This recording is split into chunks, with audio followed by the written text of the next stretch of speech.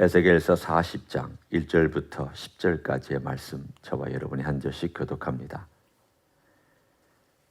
우리가 사로잡힌 지 25째 해, 성이 함락된 후 14째 해, 첫째 달 10째 날에 곧 그날에 여호와의 권능이 내게 임하여 나를 데리고 이스라엘 땅으로 가시되, 하나님의 이상 중에 나를 데리고 이스라엘 땅에 이르러 나를 매우 높은 산 위에 내려놓으시는데, 거기에서 나무로 향하여 성읍 형상 같은 것이 있더라. 나를 데리시고 거기 이르시니, 모양이 놋같이 빛난 사람 하나가 손에 삼줄과 측량하는 장대를 가지고 문에 서 있더니, 그 사람이 내게 이르되, 인자야, 내가 네게 보이는 그것을 눈으로 보고 귀로 들으며 내 마음으로 생각할지어다. 내가 이것을 네게 보이려고 이리로 데리고 왔나니 너는 본 것을 다 이스라엘 족속에게 전할지어다 하더라. 내가 본즉 집 바깥 사방으로 담이 있더라. 그 사람의 손에 측량하는 장대를 잡았는데 그 길이가 팔꿈치에서 손가락에 이르고 한 손바닥 너비가 더한 자로 6척이라. 그 다음을 측량하니 두께가 한 장대요 높이도 한 장대며, 그가 동쪽을 향한 문에 이르러 층계에 올라 그 문의 통로를 측량하니 길이가 한 장대요 그 문 안쪽 통로의 길이도 한 장대며, 그 문간에 문지기방들이 있는데 각기 길이가 한 장대요 너비가 한 장대요 각 방 사이 벽이 5척이며, 안쪽 문 통로의 길이가 한 장대요 그 앞에 현관이 있고 그 앞에 안문이 있으며, 그가 또 안문의 현관을 측량하니 한 장대며, 안문의 현관을 또 측량하니 8척이요 그 문벽은 2척이라. 그 문의 현관이 안으로 향하였으며, 그 동문간의 문지기 방은 왼쪽에 셋이 있고 오른쪽에 셋이 있으니 그 셋이 각각 같은 크기요 그 좌우편 벽도 다 같은 크기며. 아멘. 40장부터 48장까지 에스겔서의 일종의 결론입니다. 이 결론이 성전에 대한 이야기로 결론이 납니다. 우리는 에스겔서를 보면서 순서대로 하나님께서 어떻게 회복시키신지를 살펴봤습니다. 첫 번째는 땅을 회복시키시고요. 두 번째는 하나님께서 사람들을 회복시켰습니다. 세 번째는 그 땅에 온 사람들이 성령의 역사로 회개운동을 하는 영적인 회복이 일어납니다. 그리고 네 번째, 이제 40장부터 특별히 성전은 43장까지 나오는데, 이 내용은 하나님께서 이제 어떻게 이스라엘 백성과 함께 사실 건가? 여러분이나 저나 집이 중요하잖아요. 그렇죠? 우리가 아파트에 살든 집에 살든 새를 들어 살든 자기 소유를 가지고 있든 집이 중요합니다. LA도 이 홈리스 문제는 늘 전체 LA의 골치 아픈 문제 중에 사실은 넘버 원이라고 해도 과언이 아닙니다. 하나님이 이 땅에 오셔요. 그럼 하나님이 머무실 곳이 필요하지 않아요? 아니요. 하나님이 하늘에 계시면 되지 뭐가 이렇게 필요합니까? 여러분 생각에는 그렇게 생각하실지 모르지만, 주님께서 이 땅에 재림하셨을 때를 한번 생각해 보십시오. 주님은 이 땅에 재림하셔서 1000년 동안 왕국을 이 땅에 건설하시고 다스리실 것입니다. 그러면 전 세계를 다스리는, 전 세계가 평평하지 않고 지구처럼 되어 있긴 하지만 전 세계를 다스리는 세계의 중심이 있어야 되고, 그 중심에 예수님의 보좌와 예수님의 통치 핵심이 있어야 됩니다. 그것이 어디냐? 오늘 우리가 읽고 있는 이 본문이 이야기의 바로 그 핵심입니다. 이제 우리는 이 40장부터 43장까지, 그리고 나중에는 땅의 얘기도 또 다시 나옵니다. 뒤에 가보면 지파들에게 다 땅을 나눠줍니다. 그런데 그 땅이 위치가 다릅니다. 옛날에 유다와 에브라임 또는 베냐민 이렇게 붙어 있었다면 이제 하나님께서 뚝 띄워놓습니다. 모든 12지파가 다 땅을 갔는데 다 일종의 뒤섞여서 저 북쪽에 있던 지파 중에 남쪽 저 아래로 내려오는 지파도 있고 또 여전히 가운데 있는 유다 지파는 가운데 있고 이런 등등등의 몇 가지 차이점을 갖고 있으면서 땅의 분배가 또 이루어집니다. 그러면 이것은 이건 절대 상징으로 볼 수 있는 내용이 아니구나. 아니 상징으로 보면 뭐로 이렇게 위치를 하나님께서 아주 정확하게 말씀하십니까? 오늘 여러분이 읽은 것 중에 몇 척이요 몇 척이요 하는 것들도 읽었습니다. 여기 보면 한 장대요 몇 척이요. 여러분이 40장부터 41장 42장까지 쭉 읽으면 지루해서 못 읽습니다. 여러분이 아마 읽는 가운데 제일 힘든 것 중에 하나가 숫자 나오는 거, 뭐 물건들 계속 나열하는 거, 뭐 성전에 뭐 이거 있고 막 계속 이야기하면 야, 이게 뭐냐 이게 뭐냐. 그리고 또 사람 이름 나오는 거, 막 이름만 막 계속해서 나오면 그냥 한번 쭉 보고 지나가잖아요. 여러분이 이 40장 1절부터 4절까지는 흥미롭게 읽다가 5절부터 42장까지는 그냥 쑥 하고 지나고 싶은 구절들입니다. 왜? 마치 이 건물 안을 묘사하고 있는 내용하고 똑같기 때문입니다. 우리 건물은 아주 심플하죠. 그렇지만 자, 제가 한번 여러분에게 이 앞에는 층계가 두 층계가 있고 이 길이는 몇 미터며 여기는 미터라 몇 미터며 높이는 몇 미터며 기둥은 몇 미터가 가서 있고 전체는 몇 미터며 여러분 재미있습니까? 재미 하나도 없잖아요. 아니 그거야 전문가가 알아서 할 일이지 왜 내가 그 길이를 일일이 따지고 있습니까? 아니 알아서 잘 짓겠죠. 옆에 카페의 길이도 적당히 알아서 짓고 여기 복도가 있고 복도에 있는 방들도 알아서 하고 화장실도 알아서 하고 그 수치가 되게 무슨 게 중요합니까? 여기로 보면 다 수치예요. 왜 이게 중요할까요? 앞으로 이렇게 지어라라는 거예요. 하나님께서 솔로몬에게 블루프린트를 주셨을 때에도 다윗을 통해 주셨을 때 어떻게 지으라 말씀하셨습니다. 스룹바벨 성전도 사실은 지어졌지만 하나님께서 직접 말씀 안 하셨지만 그들이 원래 솔로몬의 모형을 따라서 솔로몬이 지었던 걸 따라 짓긴 했지만 훨씬 줄어들었습니다. 여기 나오는 성전의 크기를 측량하면 솔로몬 성전보다 훨씬 큽니다. 솔로몬 성전 아닙니다. 스룹바벨 성전 아닙니다. 헤롯 성전하고도 또 다릅니다. 이거 완전히 새로운 성전입니다. 새로운 성전, 그리고 새로운 하나님의 놀라운 일들이 있을 성전에 대한 묘사를 하나님께서 계속 몇 척이다, 몇 척이다, 길이가 얼마다, 제사장의 방 크기가 얼마다, 벽 두께는 얼마다, 문의 크기는 얼마다, 문으로부터 통로는 얼마다. 이거를 에스겔은 다 이해합니다. 왜 이해할 수 있을까요? 에스겔이 제사장이잖아요. 비록 성전에서 제사 드리는 일을 한 번도 못했지만 그가 잡혀오기 전에 30살 되기 전에 20살부터 30살까지 일종의 숙련하는, 아직 제사장은 아니지만 제사장이 되기 위하여서 훈련받을 때에 성전에서 제사장 옆에서 도와줬던 사람이기 때문에 이 모든 이야기들을 들으면 압니다. 그리고 이걸 다 기억해야 됐습니다. 하나님께서 이렇게 자세하게 알려줄 때에는 이 성전이 언젠가 지어질 거라는 얘기입니다. 언제 지어지겠습니까?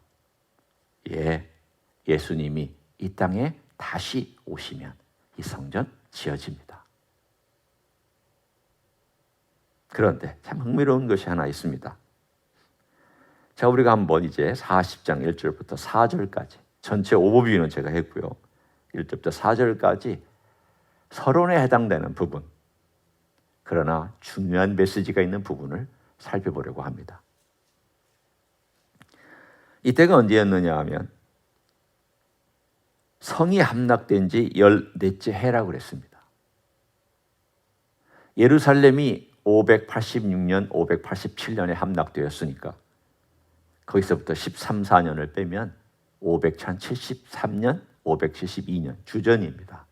그때 하나님께서 이미 완전히 멸망해서 성전의 도리에 돌아나 남지 않자로 망해버렸던 그 이스라엘로 하나님께서 그를 데리고 가셨습니다.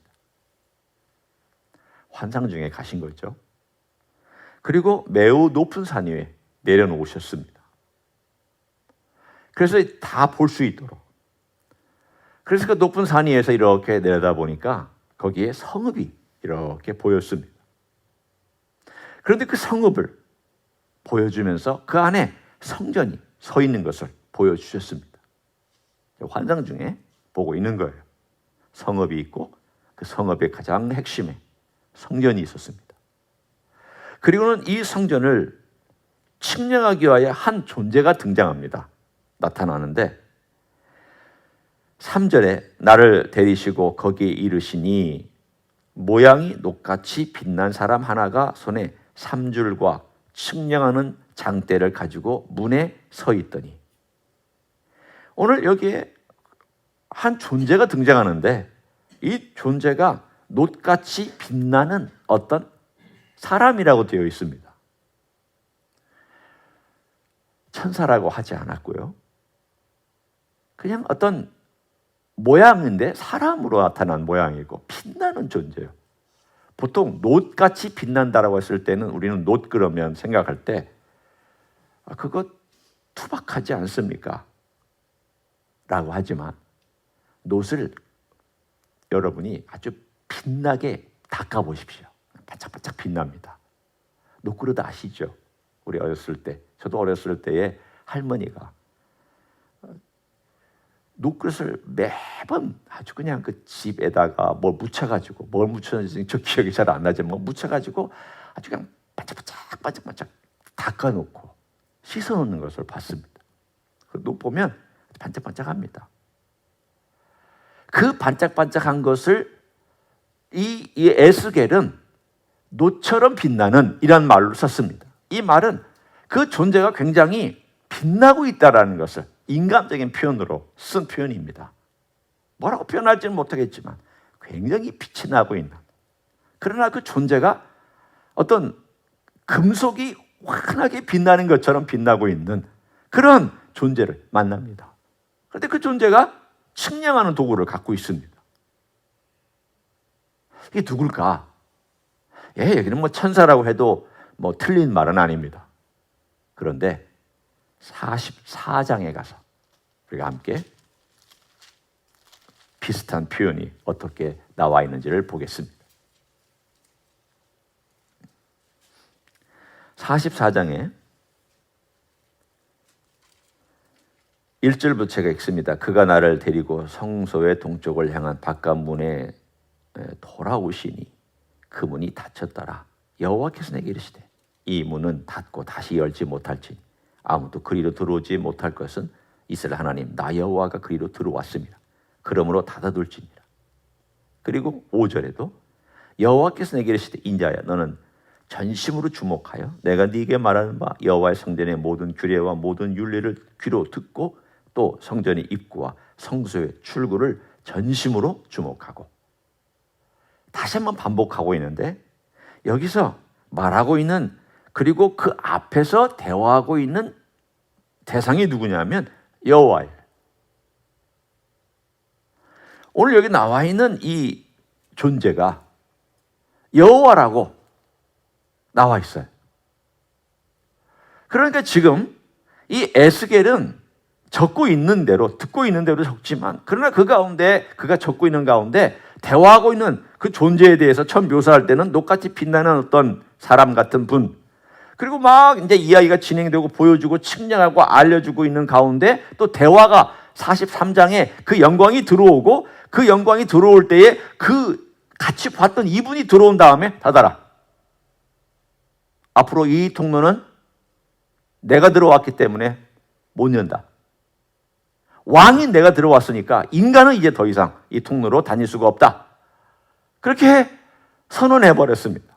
그리고 에스겔이 말하기를 여호와께서 나에게 말씀하시기를, 그 존재가 말씀하는 내용을 가지고 여호와라고 얘기를 하고 있습니다. 그럼 이게 누구냐는 거예요. 여러분 같으면 누구라고 말하는 게 제일 이 본문의 해답이 되겠습니까? 네, 이분은 바로 성자 하나님입니다. 성자 하나님이 직접 나타나서 에스겔과 함께 그 성전을 알려주고 있습니다. 그 성전의 하나하나를 자세하게 알려줍니다. 이것이 이렇고 이것이 이렇고 앞으로 지어질 성전이 이렇고 이런 것이다. 여러분, 흥미로운 것이 하나 있습니다. 앞으로 그 장소에서 다스리시고 예배를 받으실 분이 누굽니까? 바로 성자 하나님입니다. 이 집은 예수님의 집입니다. 앞으로 예수님께서 이 땅에 재림하셨을 때에 머무실 집입니다. 앞으로 예수님께서 거기에서 다스리실 통치의 중심지입니다. 그 집을 주님께서 직접 에스겔에게 설명하고 이렇게 지으라고 말씀하십니다. 예수님은 목 쓰셨잖아요. 이 땅에 오셔서도 목 쓰셨잖아요. 예수님은 측량을 잘하세요. 또 그거를 참, 제가 표현이 좀 이상하지만 좋아하시는 것 같아요. 제자들에게도 뭐라고 말씀하셨냐면, 내가 거할 집을 다 짓고 나면 너에게로 오겠다. 하늘에 있는 우리의 집에 대해서도 말씀하시기를 내가 짓고 나고 다 완성되면 다시 올 것이다. 이 말은 무슨 말입니까? 건축하시는 일도 누가 하시냐면 예수님께서 하신다는 뜻이에요. 하나님 아버지께서 세운 계획들을 누가 실천에 옮기느냐? 예수님께서 옮기세요. 이 천지 창조도 하나님의 계획을, 하나님의 그 모든 것들을 예수님께서 실천하셨습니다. 구원에 관한 모든 것들도 예수님께서 하나님의 계획에 따라 이 땅에 직접 오셔서 십자가 지셨고 무덤에 들어가셨고 그리고 부활하셨고 그리고 승천하셨습니다. 그리고 모든 집들을 완성한 내가 너희를 데리러 오겠다고 재림에 대한 약속까지 해주셨습니다. 흥미로운 것을 발견할 수 있지 않습니까? 이 모든 것들이 직접 실행에 옮기시는 분은 성자 예수 그리스도시구나. 그분이 우리에게 나타나셔서 말씀하시는 거, 그분은 우리와 함께 거하실 것이고 앞으로 1000년 동안 이 땅에 와서 왕으로 다스리실 것이고 그분은 인간들과 함께 같이 머물 것이고 그에게 그렇게 예언되었던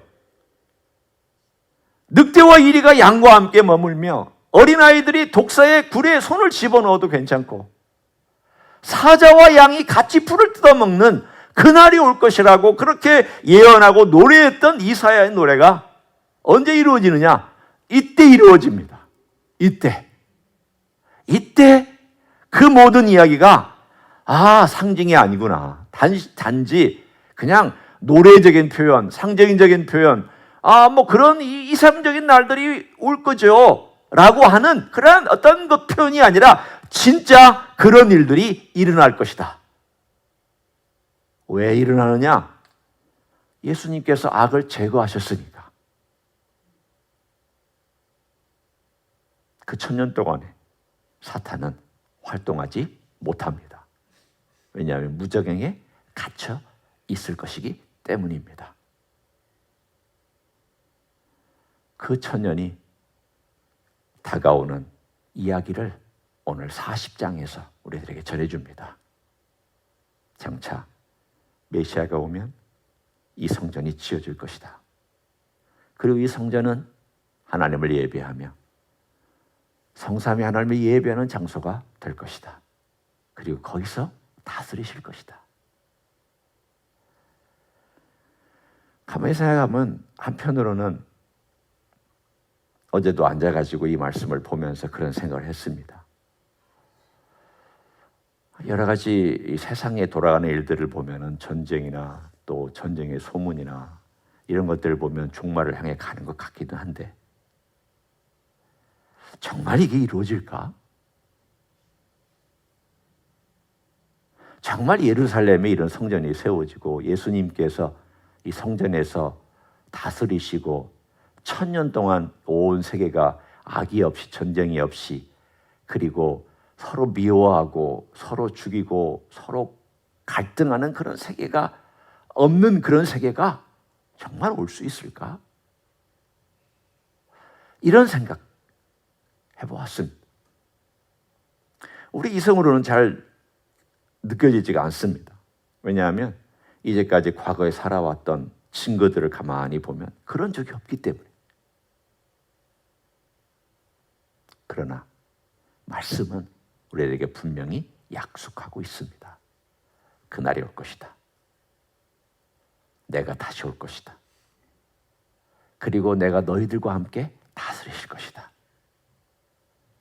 여러분, 우리가 왜 우리 주님을 믿고 따라야 되는가 하는 것은 우리가 주님이 우리를 위해서 멋지고 아름다운 사랑의 이야기를 들려주셨고 그 사랑이 나와 함께 있도록 해주신 것이 가장 중요한 동기지만 또 다른 동기 하나가 있다면 그날 우리는 주님과 함께 같이 왕노릇하게 될 것입니다.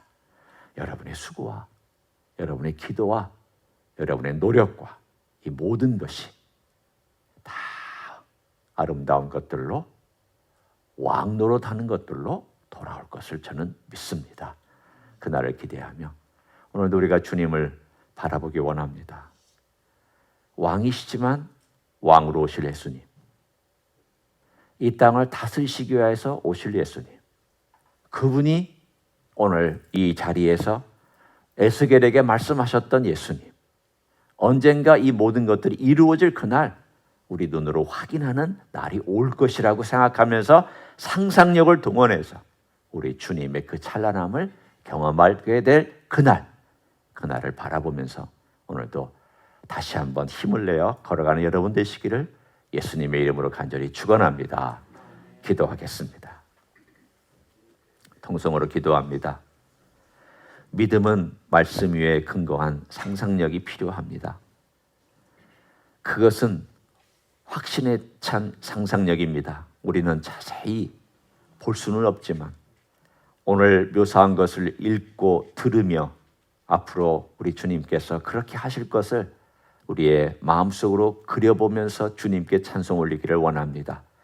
이 약속이 이루어 주시기를 원한다고, 주의 나라가 임하기를 원한다고, 하늘에서 이루어진 뜻이 이 땅에 이루어지기를 원한다고, 악이 해결되고 죄악 문제가 다 해결되고 이 땅에 평화가 오기를 원한다고, 전쟁도 갈등도 죽음도 그리고 많은 사람들 앞에 있는 이 고통스러운 환난과 역경도 다 사라진 그날이 오기를 원한다고 이 시간 다 같이 통성으로 기도하시겠습니다.